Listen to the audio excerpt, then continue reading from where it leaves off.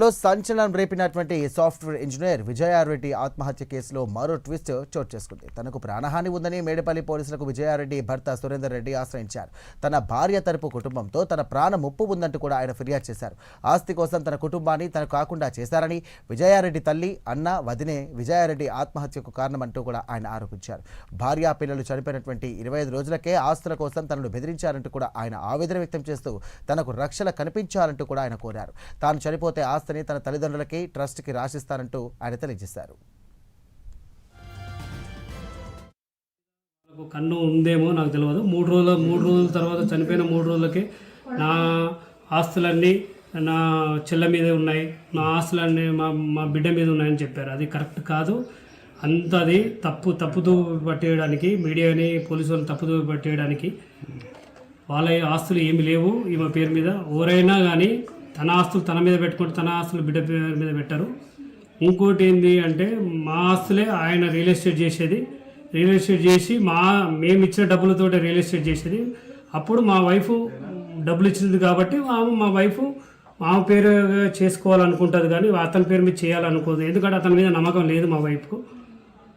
ఇన్ని రోజులు ఇప్పుడు 18 ఏళ్ళు ఆయన రియల్ ఎస్టేట్ అంటాడు. ఆయన రియల్ ఎస్టేట్ ఏం చేయలేదు, ఇట్లా కూర్చొని పడుకొని ఉంటాడు.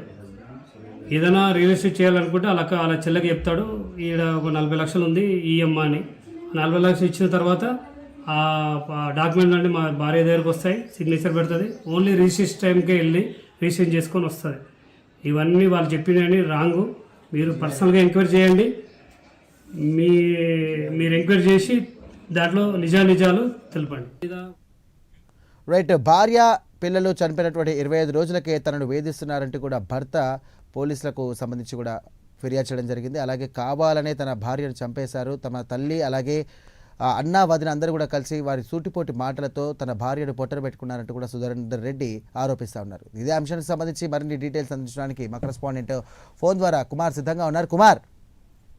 Thank you Sairam. చర్లపల్లిలోని ఏదైతే రైలు కింద పడి ఆత్మహత్య చేసుకున్న విజయారెడ్డి ఆత్మహత్యకు ముఖ్యంగా అత్తమామలు అలాగే అత్త పుష్పలత, బామర్ది చిరంజీవులే కారణమని విజయారెడ్డి భర్త సురేందర్ రెడ్డి అయితే ప్రస్తుతం ఆరోపిస్తున్నారు. అయితే గతంలోని ఇటు చర్లపల్లి స్టేషన్ లోనే తన 2 పిల్లలతోనే విజయారెడ్డి ఆత్మహత్య చేసుకుంది. అయితే అప్పటి నుంచి కూడా ఈ కేసు ఒక సంచలనంగా మారింది. అయితే అసలు విజయారెడ్డి ఆత్మహత్య చేసుకోవడానికి గల కారణాలకు సంబంధించి పోలీసులు ఆరా తీస్తూనే ఉన్నారు.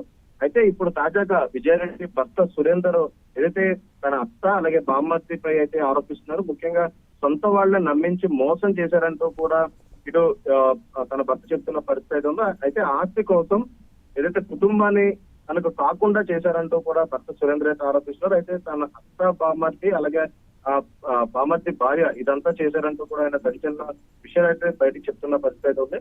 అయితే భార్య పిల్లలు చనిపోయిన బాధలోని తనుంటే 25 రోజులకే తను బెదిరించారంటూ కూడా సురేందర్ రెడ్డి చెప్తున్నారు. అయితే నేను చనిపోతే నా తల్లిదండ్రులకి అలాగే ట్రస్ట్ కి రాస్తానని కూడా ఆస్తి రాస్తానంటూ కూడా ఏదైతే చెప్తున్న పరిస్థితి ఉంది. తన భార్య పిల్లలు ఆత్మహత్య చేసుకునేందుకు పిరికి వాళ్ళు కాదని, కేవలం తన బామ్మర్ది అలాగే బామ్మర్ది భార్య అత్త తనను వేధించారంటూ కూడా సురేందర్ చెప్తున్న పరిస్థితి ఉంది. అయితే మేడపల్లి పిఎస్ లో ప్రస్తుతం సురేందర్ కూడా కంప్లైంట్ అయితే చేయడం ఉంది.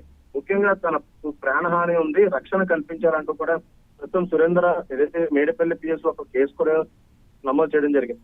అయితే ముఖ్యంగా చర్లపల్లిలోని రైల్వే కింద పడి తన 2 పిల్లలతో విజయారెడ్డి ఆత్మహత్య చేసుకున్నప్పటి నుంచి కూడా ఇది ఒక సంచలనంగా మారిన విషయం అనే చెప్పొచ్చు. అయితే గతంలో ఏదైతే సురేంద్ర దీనికి సంబంధించి ఎటువంటి విషయాలు అయితే చెప్పలేదు.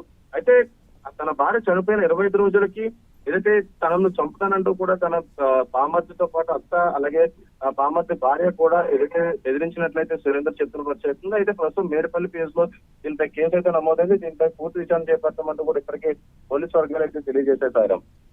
రైట్. Thank you Kumar.